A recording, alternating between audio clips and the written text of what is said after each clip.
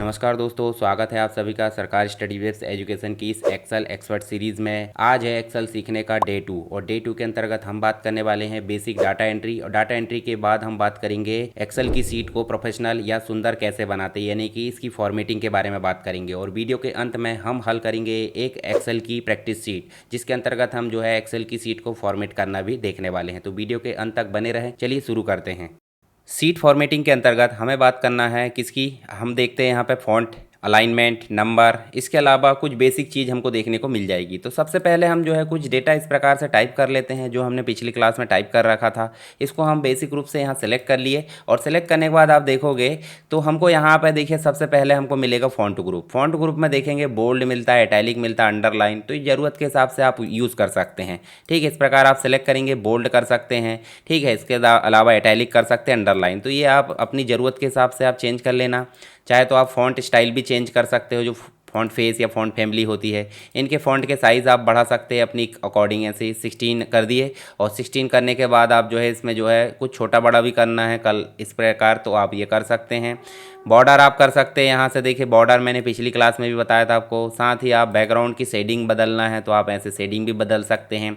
Colour change करना है तो कलर भी आप चेंज कर सकते हैं। देखिए इस प्रकार से मैं कलर इसको चेंज कर देता हूँ। इसके बाद इनके जो फ़ॉन्ट है, इनके फ़ॉन्ट को भी मैं यहाँ इस प्रकार से लिख देता हूँ, 14 कर दिए। अब हम बात कर लेते हैं अलाइनमेंट की। तो अलाइनमेंट की बात करने की, जैसे हमने इसको सेलेक्ट करे तो अलाइनमेंट देखिए यहाँ पे सेंटर, लेफ्ट, जो भी हमको करना है इस प्रकार से हम कर सकते हैं। एक और अलाइनमेंट आपको देखने को मिल जाता है, जैसे उदाहरण के लिए हमने बात करे थे किसकी, कॉलम को बिड्थ को बढ़ाने की। इस प्रकार से हमने कॉलम की बिड्थ को बढ़ा लिए और कॉलम की बिड्थ को बढ़ा लिए तो देखिए इस प्रकार से एडजस्ट हो गया। पर हम अगर रो की हाइट को भी बढ़ाते हैं तो देखिए एडजस्ट नहीं होगा। क्यों? क्योंकि यहाँ आपको देखने मिलेगा ये बीचों बीच में रहना चाहिए, ये बॉटम पे आ गया। तो हम पूरी सीट को एक बार इस प्रकार सेलेक्ट करेंगे तो आपके पास में होता है एक टॉप और एक होता है मिडिल और एक होता है बॉटम। तो आप मिडिल रखिए कभी भी, देखिए मिडिल वाला। टॉप में रखोगे तो ऊपर आएगा, मिडिल में इस प्रकार आएगा और देखिए इस प्रकार से बॉटम में आएगा। तो ये मिडिल रखो और इसको सेंटर रखो। सेंटर रखने में थोड़ा ठीक है, आप लेफ्ट भी रख सकते हैं, जैसे लेफ्ट रखोगे तो भी ठीक है इस प्रकार से। पर आपको जैसा उचित लगे आप इनमें से यूज़ कर सकते हैं। एक होता है वर्टिकल अलाइनमेंट और एक होता है हॉरिजॉन्टल अलाइनमेंट।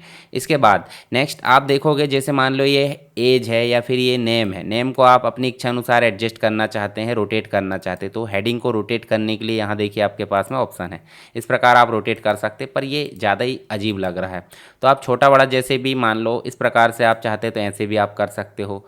ये ज़रूरत के हिसाब से आप उपयोग कर लेना, अभी हमारी ज़रूरत नहीं है। ठीक है, अभी ज़रूरत है क्या? नहीं है। तो इस प्रकार वापस हमने क्लिक कर दिए, ये चेंज हो गया।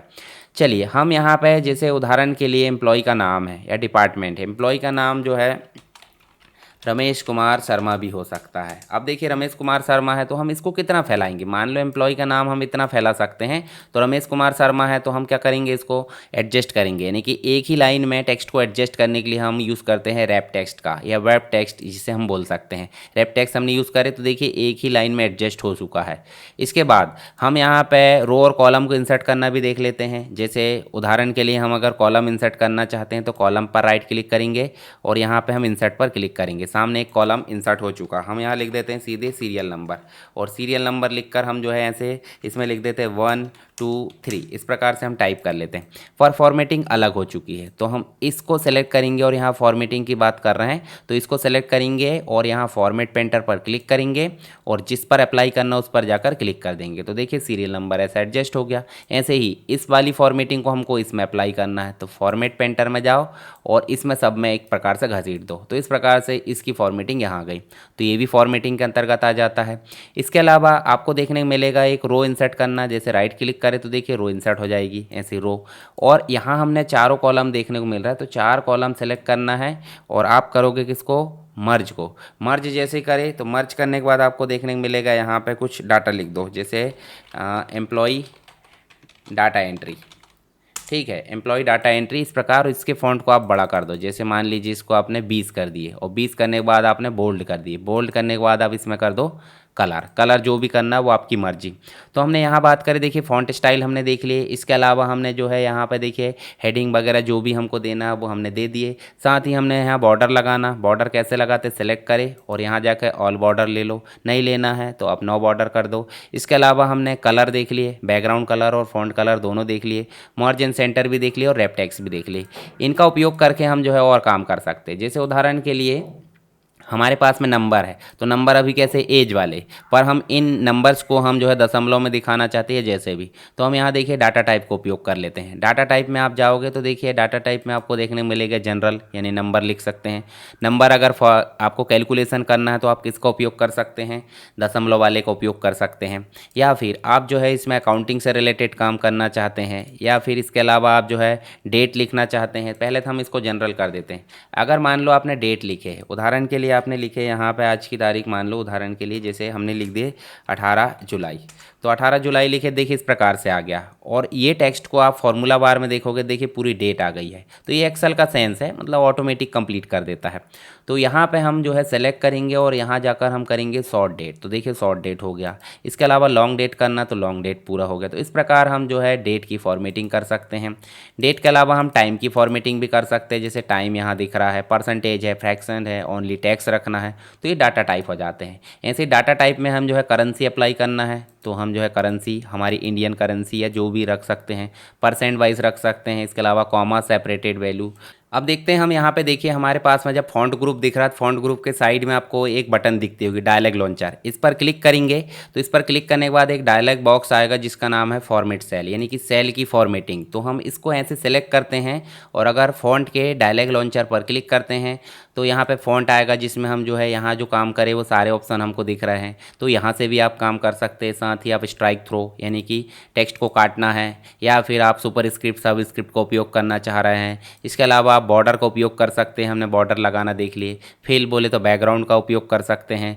अलाइनमेंट भी हमने देख लिए कि भाई एक हॉरिजॉन्टल होता है और एक वर्टिकल। साथ ही हमने रैप टेक्स्ट के बारे में बात कर लिए, मर्ज के बारे में बात कर लिए और रोटेशन के बारे में भी देख लिए। इसके अलावा हमने नंबर्स के बारे में भी यहाँ पे देख लिए। तो हमने जो बेसिक रूप से देखे हैं कि भाई हमारा जो एक प्रकार से क्या देखें हमने, डाटा एंट्री। डाटा एंट्री एक दो तीन चार और करके देख लेते हैं। जैसे मान लीजिए आप जो है यहाँ पे देखिए टैब दबाओगे और यहाँ पे आप जो है जैसे मान लीजिए देखिए ऑटोमेटिक जो है डाटा आपका एंटर होते जाएगा। पर हमने फॉर्मेटिंग इतनी जगह की ही बस करे हैं, तो आपको फॉर्मेटिंग के लिए विशेष ध्यान देना है कि आप जितना डाटा एंटर करने वाले हैं उसकी फॉर्मेटिंग पहले ही कर ले।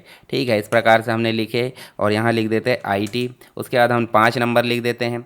उसके बाद हम जो है यहाँ पे नेक्स्ट डाटा के बाद इस प्रकार और ये HR कर देते हैं। ठीक है, तो इस प्रकार से हम जो डाटा एंट्री कर सकते हैं। डाटा एंट्री करके हम जो है एक एक करके सारी चीज़ों को फॉर्मेट भी कर सकते हैं।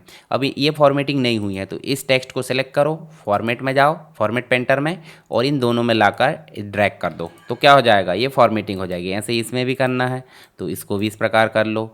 इसमें भी करना चाहते हैं तो आप ऐसे एक साथ भी कर सकते हैं, पूरे में एक साथ घसीट दोगे तो आपका जो डाटा है वो पूरा फॉर्मेट हो जाएगा। जैसे मैं मान लो अंडू कर देता हूँ। अंडू तो आपको पता होगा कि भाई जो काम किए हैं वो वापस हो जाएगा। ठीक है, और रीडू मतलब जो काम हो गया है उसको वापस करना। तो हम मान लो इसकी फॉर्मेटिंग को सब में अप्लाई करना चाहते हैं, सबको ऐसे सेलेक्ट कर दो, एक साथ सब फॉर्मेट हो जाएंगे। तो ये कहलाता है आपका फॉर्मेट पेंटर। चलिए अब फॉर्मेटिंग और डाटा एंट्री का उपयोग करके हम एक सीट बना लेते हैं। सीट बोले तो प्रैक्टिस सीट बना लेते हैं, जिसमें हम बात करेंगे एक प्रेजेंट और अब्सेंट की। तो हम जो है नई सीट में चलते हैं। नई सीट में बोले तो यहाँ पे, और सीट में चलने के बाद हम जो है सीधे लिख लेते हैं भाई यहाँ पे होगा रोल नंबर, यहाँ होगा स्टूडेंट का नेम, और यहाँ होगा स्टेटस। स्टेटस का मतलब हो जाता है वो प्रेजेंट है अब्सेंट है। रोल नंबर में हम जो इस प्रकार से दे देते हैं 1101, 1102, 1103, 1104, 1105 और 1100, इस प्रकार से 5 बस दे देते हैं। आप ज़्यादा एंटर करना। ऐसे हम जो है यहाँ पे नाम दे देते हैं अजय, रोहित, ब्रिजेश, मोहित, राकेश। इस प्रकार से हमने नाम दे दिए। और किसी को दे देते हैं प्रेजेंट, किसी को दे देते हैं अब्सेंट, और यहाँ दे देते हैं, मान लो यहाँ पे हम दे देते हैं क्या, ये भी प्रेजेंट हो जाता है, ये भी प्रेजेंट और ये एब्सेंट। मतलब हमने यहाँ पे डाटा एंट्री करे। ऊपर हेडिंग में हमको लिखना है मर्ज करके, क्या मर्ज करे, और मर्ज करके हमको लिख लेना है स्टूडेंट अटेंडेंस सीट या क्लास अटेंडेंस सीट। इस प्रकार से क्लास अटेंडेंस सीट, है ना। और अब इनके फ़ॉन्ट को हमको बड़ा कर देना है। बड़ा बोले तो हम ऐसे सेलेक्ट करेंगे, कभी भी आप कैसे सेलेक्ट करो, जो कॉलम दिख रहा है ना कॉलम, तो कॉलम के अकॉर्डिंग ऐसे सेलेक्ट करो। कॉलम के अकॉर्डिंग सेलेक्ट करोगे, सब में बॉर्डर दे दोगे, पर सब में बॉर्डर यहाँ से नहीं देना, अभी कर दो नो बॉर्डर। और इस प्रकार से आप फ़ॉन्ट को कर दो 14, ठीक है। और 14 करने के बाद देखिए आपको देखने को मिलेगा ए और बी के बीच में बॉर्डर, बी और सी के बीच में भी बॉर्डर। जैसे ही हम बॉर्डर पर लाएंगे और कॉलम के अकॉर्डिंग सेलेक्ट करेंगे तो आप देखिए यहाँ पे जो है सारे जो कॉलम है उनकी विड्थ बढ़ेगी। देखिए एक साथ विड्थ बढ़ रही है। पर हम ऐसा नहीं चाहते हैं। हम ऐसा क्यों चाहेंगे भाई, हमको तो स्टूडेंट बस की बढ़ाना, तो हम स्टूडेंट बस को इस प्रकार कर देंगे, ठीक है। और अब इन सबको ऐसे सेलेक्ट करके हम ले आएंगे यहाँ पे बॉर्डर लिया हमने, सबको सेलेक्ट करें। और सबको सेलेक्ट करने के बाद हम कर देंगे इसको सेंटर करके मिडिल भी कर देंगे।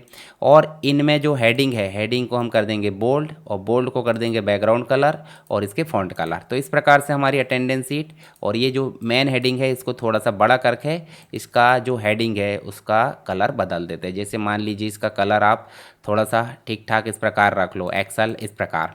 अब हम चाहते हैं कि जो प्रेजेंट है और एब्सेंट है उनका कलर अलग हो। तो प्रेजेंट का कलर कैसा हो जाना चाहिए, ग्रीन कलर हो जाना चाहिए, और एब्सेंट का कलर रेड कलर हो जाना चाहिए। जैसे ही हम इनको सेलेक्ट करेंगे और यहाँ पे जाएंगे बैकग्राउंड में, तो हम यहाँ रेड कर देते हैं।